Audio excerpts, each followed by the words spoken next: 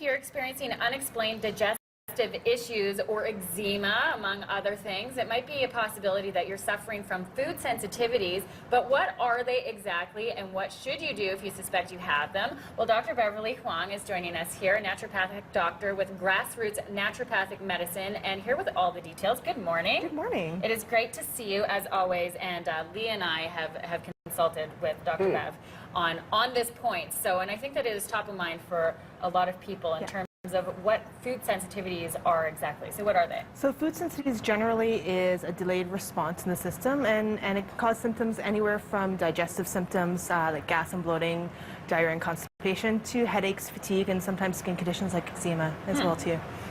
Are they different from an allergy?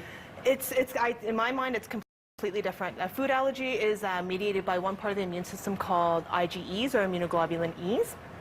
That's more of an immediate response in the body. So typically those are your hives, your breathing difficulties, and that's diagnosed through an allergist, usually through a skin prick test. A food sensitivity is mediated by a different part of the immune system called the IgGs. So that's more of a delayed response, anywhere from a few minutes to a few hours after exposure, up to a few weeks in the body as well too. So sorry for jumping in here, Joe, but I had eczema really severely as a kid. Yeah. Could have that been related, and if it was, why has it gone away from me?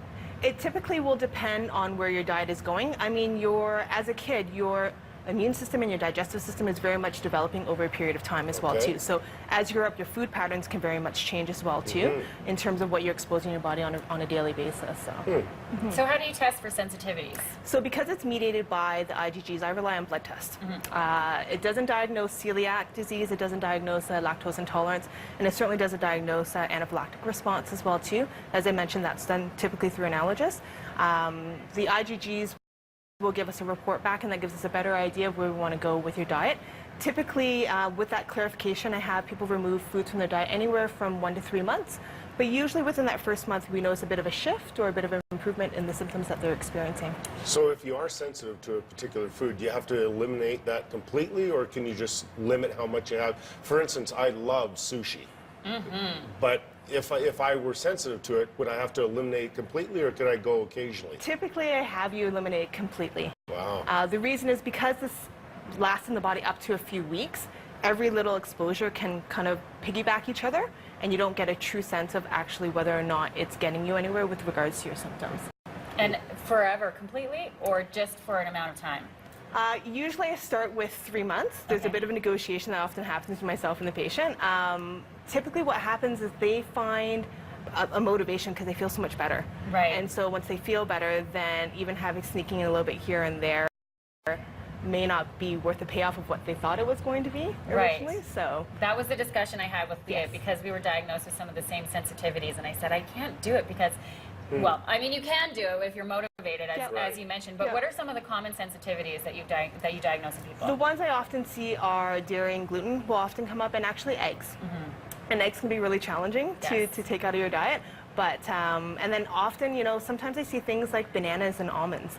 And that's hard because it's typically seen as a really quick go-to snack or part of a everyday breakfast type thing. And really when we find clarification on those types of foods, that's when people start going, oh, okay, geez, I have this every day. No wonder I feel like the way I do. Yeah. Are people, if you're sensitive and you have the test, are you somewhat surprised by how many foods they are sensitive to? Not necessarily. I mean, it depends on how it shows up on the test. It doesn't necessarily speak to what they have on a regular basis. Sometimes they have it maybe once every couple of weeks, but that's enough to throw them off. For example, with eggs, people often will have it on the weekend, and so they might blame the bacon or the greasy sausage that they're having with it, but really it's possibly the eggs that they're also consuming at the same time. Don't blame the bacon. Never blame the bacon. Thank you so much, Dr. Bev, and where can people find you? I'm at Grassroots Naturopathic Medicine here in Calgary. Okay, fantastic. Thank you. Dr. Beverly Huang on food sensitivities this morning.